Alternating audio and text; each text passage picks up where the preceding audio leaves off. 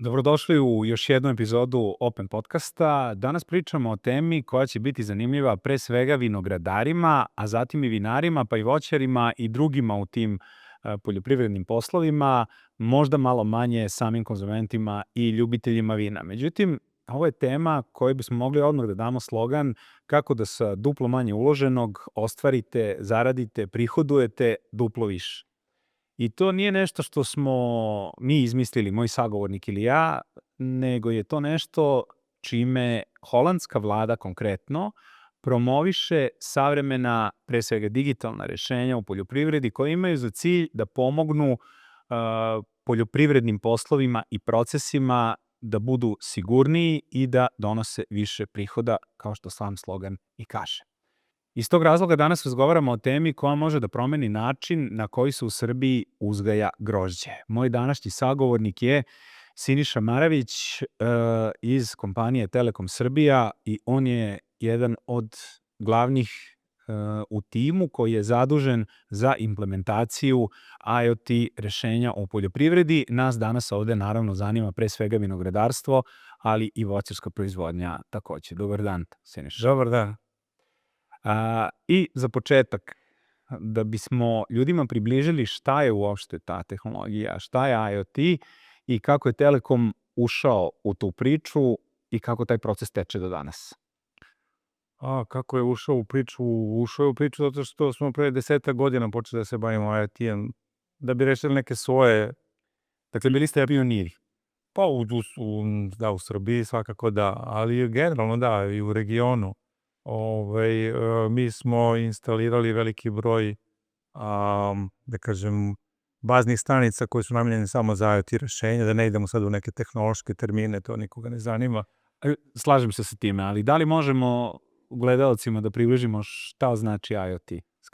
Internet of Things znači mali uređaji i senzori koji preko interneta šalju neke podatke i mi onda te podatke obrađujemo. Znači ovde imamo klimu i temperaturu u ovoj prostoriji je 20 i nešto, ali to je zajedno sa klima uređajem. Mi možemo pratimo temperaturu bilo gde u Srbiji i da to sve imamo na nekom serveru ili platformi i onda prikazujemo na računaru. Znači ako imate 20 vinograda u Srbiji na različitim lokacijama, mi postavimo 20 senzora, vi znate, i ne treba nikakav dodatni instalacije ili bilo šta, postavimo 20 metara stanica i vi znate sve o uslovima u tim vinogradima, pošto pričamo o vinogradarstvu, pa je odmah da konkretizujem. Mi smo tako postavili desetine hiljada uređaja u naše neke infrastrukturne objekte i mi tačno znamo šta se u tim objektima dešava. Znači nemamo posadu, nemamo ljude, imamo uređajčiće koji nam šalju informacije o svemu što se dešava u našoj infrastrukturi, baznim stanicama, kablovskoj infrastrukturi i tako da je. To smo uradili pre 10 godina i onda smo izašli sa ponudom da isto tako nešto uradimo za bilo koju vertikalu, odnosno segment tržišta, da li je to poljoprivreda, industrija, transport, logistika, bilo šta. Znači uređaj manji od, može bude kutija šibice, da duše što neko ne koristi, ali plaklice cigara. Sad, s obzirom na to da je to već decenija od početka i od sad već pune primene tih sistema i malo pre dok smo se pripremali za razgovor, ja sam pomenuo reč budućnost, a vi ste me ispravili i rekli ne, to je sadašnjost. Koliko su IoT sistemi zaživeli do sada u proizvodnji u Srbiji? Pa ajde da ne bude baš da kažem da je prošlost, ali ajde da se referiše na ovo što smo pričali o Holandiji. Holandija je 90-ih, znači nisu Holanđani bili najbolji u poljoprivredi 100 godina. Oni su 90-ih krenuli sa strategijom duplo više za duplo manje. Pre toga su bili, ne kažem, prevashodno prihod bio. Recimo, krenuli su, nalazišta gasa su dobili, otkrili 50. godina, onda je to bio bum. I onda su shvatili da to nije baš nepresušno, da moraju nešto drugačije da smisle. I zbog raznoraznih razloga su se preorijentisali na neku drugu granu i onda su razmišljali kao, ajde poljoprivredno. I onda su 90-ih doneli, znači 90-ih godina, to je koliko, 35 godina, pre 35 godina su oni došli na ideju, odnosno razmislili i smislili da treba se baviti poljoprivredom na mnogo bolji i efikasniji način. A šta to znači? Da imaju pre svega tehnologija da ih dovede do toga da imaju što manje troškove, pa će onda na osnovu toga da krenu da imaju kvalitetnije proizvode i da imaju još veće prihode. Tehnologija znači da troše mnogo manje vode, mnogo manje resursa koriste, mnogo energije manje koriste u plastenicima ili bilo gde. Mnogo manje intervencija, verovatno, Apsolutno. pesticida. Nema prskanja svaki čas, nema tabela 30 prskanja svake nedelje, nego se prska kad treba i da li treba.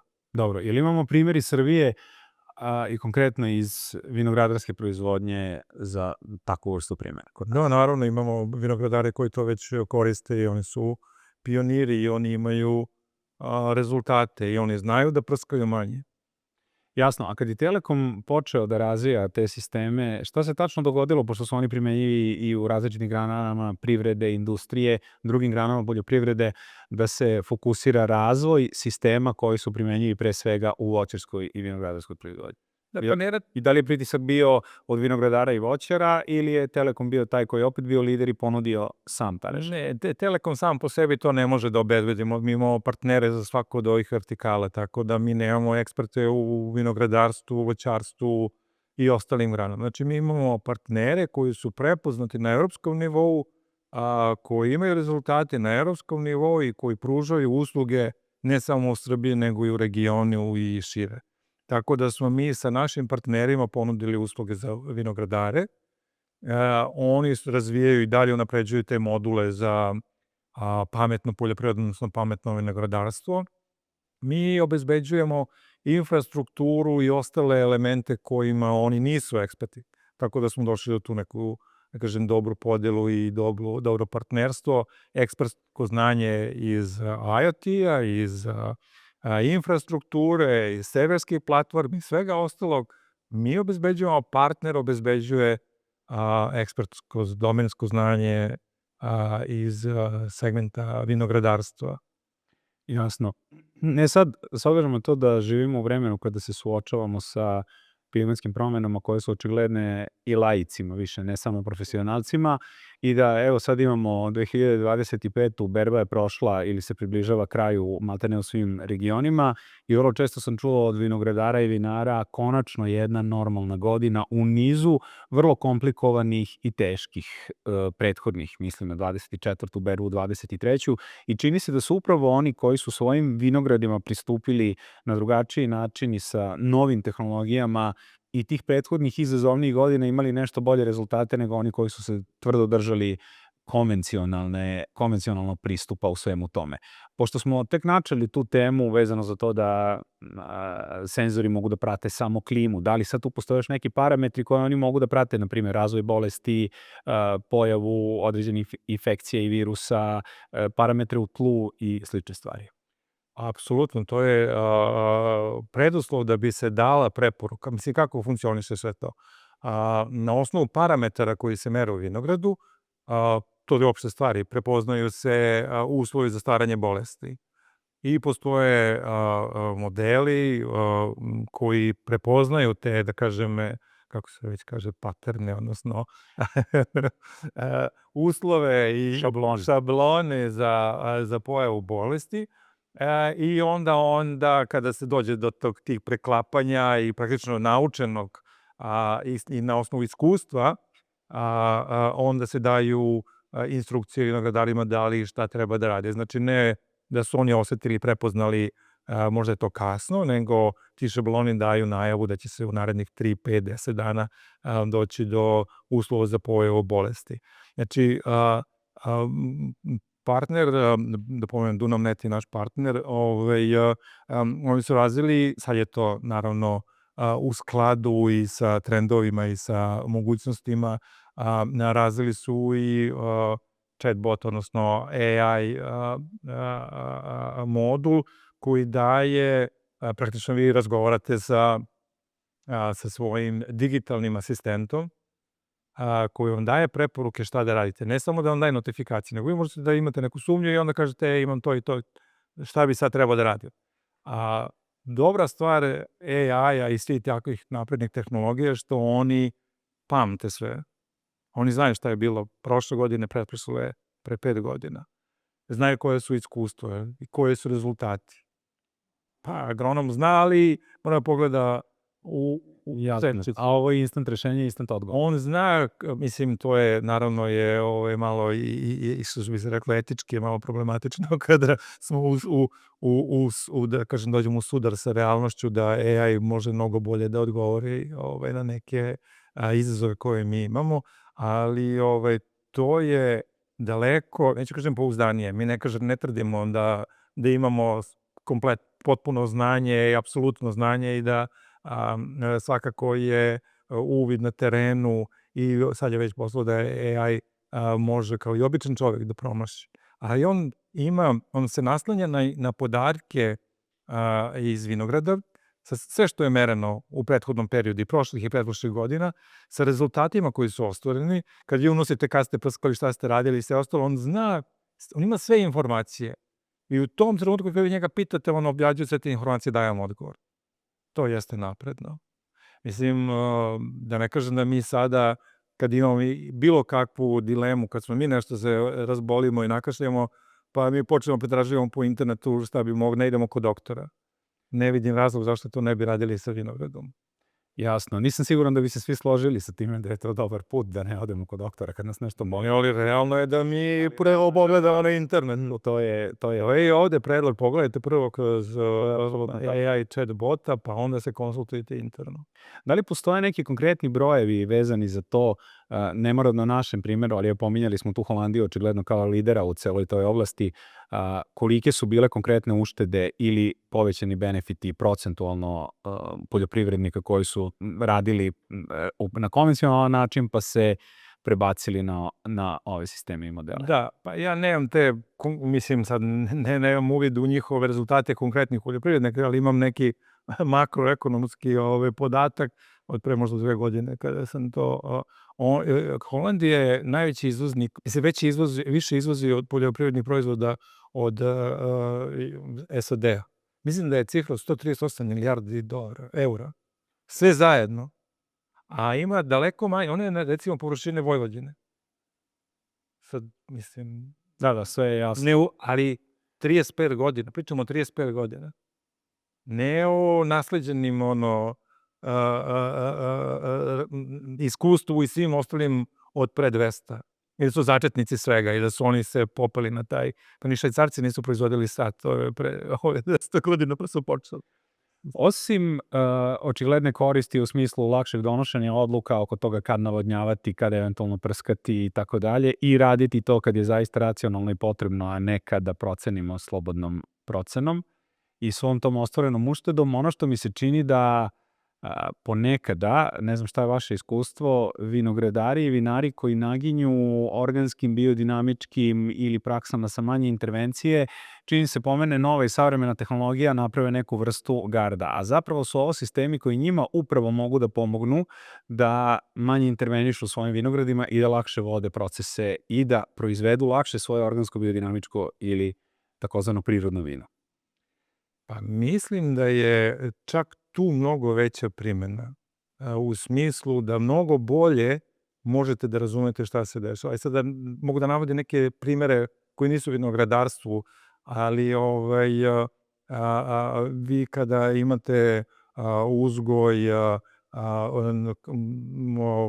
stočarstvo na otvorenoj površini, vi ne znate gde se kreću krave i bikovi i ne znate šta se dešava u tom stadu.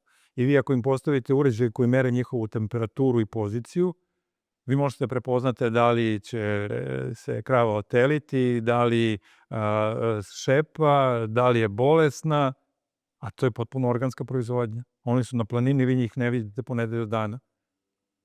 Savršeno, da. Mislim da je to je paralela neka koja je... Tehnologija nije nešto što, kako bi rekao, suprotstavlja se tradicionalizmu. Tehnologija je nešto što je odlična dopuna tradicionalizmu. Jer sada napraviti, sad da pričamo o veštačkim stvarima i rakijama, vinima i ostalim, nije problem. Dijamanti se sada rade veštački i nema nikakve razlike u odnosu na prirodu. Ali tradicionalisti kažu ne, ovo će ipak prirodni. Jasno. Da li imate nekakav konkretan primjer iz prakse, neku priču koja vam je draga i koja lepo ilustruje kako su ljudi primenili sisteme u Srbiji konkretno i ostvarili benefite od njih? Pa ja mislim sad da li mi je draga ili mislim mnogo bolje da je to realna priča. Partner Dunanet je sa vinogradarima na Fruškoj gori to radio i testirao i oni su koristili naša rešenja u prethodnih par godina i oni su rekli koliko im je to, mislim imamo izjave korisnika gde su oni potvrdili, ali ne samo tu, mislim i u Gruziji, bilo kojoj, da kažem, regiji u kojoj je vinogradarstvo ima i tradiciju, oni su koristili napredne tehnologije. Uvek volimo da se poredimo sa komšijama. Kakva je situacija u regionu i da li je Srbija lider u ovom polju ili kaskamo za nekim? Da, ne znam, ne mogu da kažem da li kaskamo, ja sam više tehnološki orijentisan, pa ne znam kakve su rezultati po festivalima i ocene vina, ali recimo u saradnji sa drugim partnerima, recimo u Hrvatskoj, oni rade, dronom snimaju zasade, a naš partner obrađuje te slike i daje mnogo bolje rezultate nego satelitski snimci. Tako da mi imamo tehnologiju u rukama. Danas je jako čudno i retko bi neko rekao da nema tehnologiju. Tehnologija u suštini nije problem. Problem je samo poverenje u tu tehnologiju. Problem je samo naći dobar način da se ta tehnologija iskoristi. Tehnologija čak nije ni skupa. Mislim, ono što mi, cena naših usluga je na mesečnom nivou 10-20 eura. Mislim, za vinograd koji 10 hektara koji donosi 100.000 eura prinosa godišnje, ako izuzmemo ulaganje u metastanicu koja je, ne znam, 1.000 eura. Mislim da su besmisleno mali novci za takav... Za nešto što može da donese takve benefite. Apsolutno. Dobro, što bi bila procedura? Mene ovaj odgovor takođe iznenadio, ja nisam znao da je toliko malo ulaganje, očekivao sam da čujem veću cifru. Ali šta je procedura sada jednog malog vinara i na kraju krajeva, da li tu sad postoji, računajući meteostanicu koja treba se postavi i infrastrukturu još neku, verovatno, koja je potrebno kupiti i uložiti inicijalno u nju, kasnije se sve prati putem aplikacije, ali tako? Da. Da li sad tu postoji nekakva granica između toga da li mali vinar ili vinogradar koji ima 2,5 hektara jeste u nekom nepovoljnijem položaju odnosno nekoga koji ima 10 ili 20 hektara. Dakle, kako to funkcioniše i da nam malo približite i objasnite proces kako uopšte početi sa svime time, kako aplicirati i postati korisnik. Da, pa isto je i vrlo jednostavno kao kad kupujete mobilni telefon. Naručite, vi vam isporučimo metastanicu, vi je postavite, nije ništa komplikovano. Sve dođe upakovano, samo se zašafi za jedan stub. Dobro, to laiku zvuči. Ne, najozbiljnije, da. Pa najozbiljnije, evo sada kad vam dođe paket jedan i ne znam šta je u njemu, vi ga otvorite, imate malo uputstvo, vidite da treba samo zašatiti na jedan od stubova u vinogradu i uključite metastanicu, ona počne da šalje podatke. Posle, recimo, 2 nedelje, kada malo se ona aklimatizuje, ali ona prikupi neki određeni set podataka, ona već može da daje neke instrukcije. Jer zna o čemu se radi. Vi unesete koju sortu grožđa imate, ona zna koji je datum, koji je period vegetacije, šta može da se desi, šta ne može. Zna koje je vlažno zemljišta, da li će padati kiša ili neće, povezano je sa vremenskom prognozom. Vi dobijete nalog da se logujete na portal i sve vam piše. Najiskrenije, nije, mislim, Jasno, da smo napravili nešto komplikovano, to je sad vi morate, dođete da merite, da podešavate, da kopate, nema ništa, vi to otvorite i koristite ko bilo koju drugu stvar koju kupite iz inostranstva. Mislim, danas ljudi kupuju sve i svašta, patike koje su im male, pa nije problem, a neće kupe metro stanicu. jasno. Čini mi se ja sam siguran zapravo da smo razbili neke ozbiljne mitove danas. Ovde u ovom razgovoru, pogotovo zato što se meni čini da je sve ovo i dalje naučna fantastika za mnogo potencijalnih korisnika koji se nekako plaše možda reči koje ne poznaju, sve te terminologije ili, kao što sam već rekao, novih tehnologija, pa čekaju da vide kako će to izgledati ili podrazumevaju da su ta rešenja veoma skupa. I sad kad smo ispričali zapravo šta je sadašnjost i ja se nadam razbili neke mitove, hajde da se dotaknemo malo toga šta je vizija za budućnost pametne poljoprivrede i pametnog vinogradarstva pre svega. Da, pa vizija je da pomognemo vinogradarima i svima u generalnu poljoprivredi, znači nije samo vinogradarstvo, primenjivo je na bilo koju kulturu, a čak imamo i moduli za stočarstvo i za vinarstvo i tako dalje. Mislim, poljoprivreda jeste veliki potencijal za nas, mislim kao državu. Nažalost, mislim da nije dovoljno još uvek na tom nivou i da mora da se gleda u nebo da li će pasti kiša i da li će biti super rodna godina. Ali u delu koji je u našim rukama, gde vi donosite odluke na bazi znanja i podataka, pa onda to obređujete u neku korisnu informaciju, mislim da smo mi preduslov za tako nešto. Vi ne možete da se borite sa prirodom ako ne idete korak unapred. Mislim, izgubit ćemo svi zajedno tu bitku. Gdje vidite ove sisteme za 10 godina u Srbiji i šta mislite da je potrebno uraditi da oni, umesto da budu izuzetak, što je činjenica i dalje, postanu standard? Da. Pa mislim da treba da idemo u korak sa svim ostalim segmentima u generalnu poljoprivredu. Znači, i navodnjavanje koje je na jako niskom nivou, mislim, procentualno, i mehanizacija koja je zastarela, i svest da budemo otvoreni ka novim stvarima,